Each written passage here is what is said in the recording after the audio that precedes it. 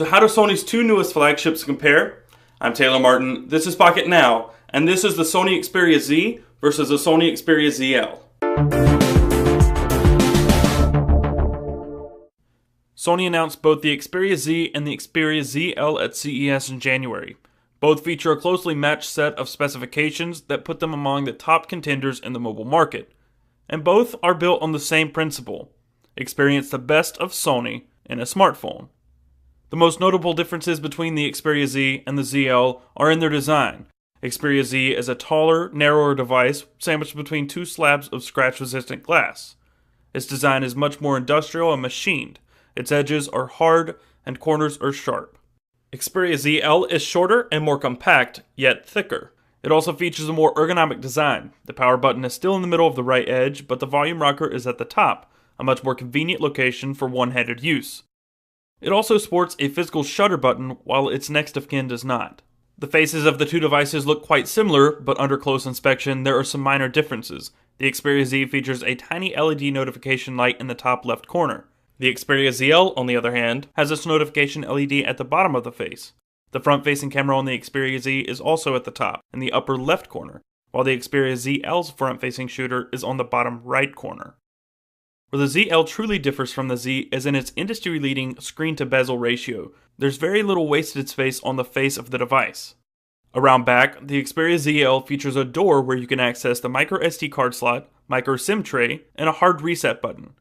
Unlike on the Z, the camera module on the ZL is raised, and the loudspeaker is found to the right of the camera.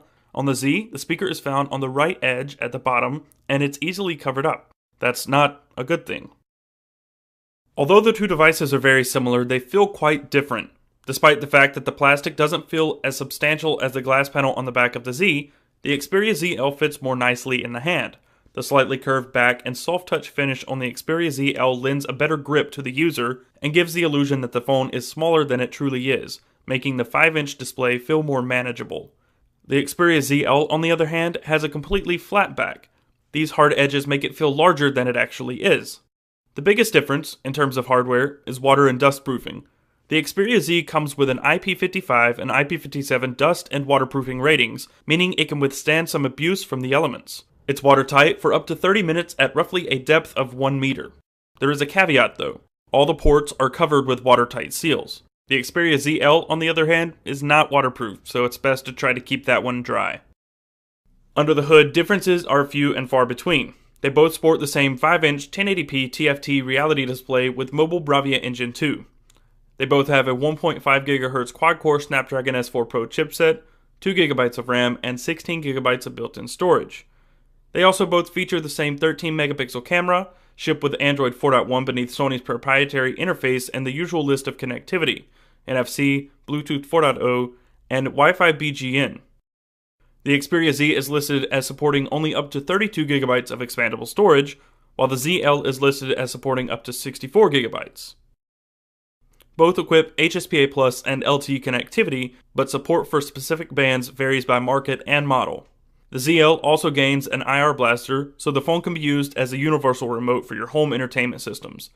And lastly, the battery capacities are ever so slightly different. The Xperia Z has a 2330 mAh battery, while the Xperia ZL carries a capacity of 2370 mAh.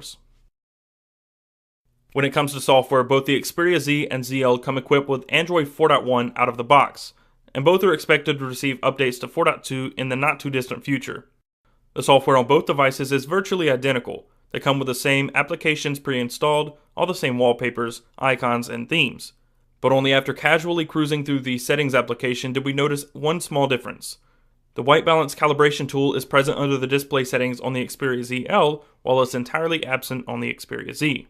Out of the box, the Xperia ZL's display was noticeably more warm than the Z's display. Considering they both use the same panel, it's safe to assume they are calibrated differently, so that calibration utility could definitely prove useful. All in all, the designs of both the Xperia Z and Xperia ZL are fantastic. Though they have nearly identical spec sheets and look and feel differently, they offer a similar experience and portray the same message. Sony is not messing around.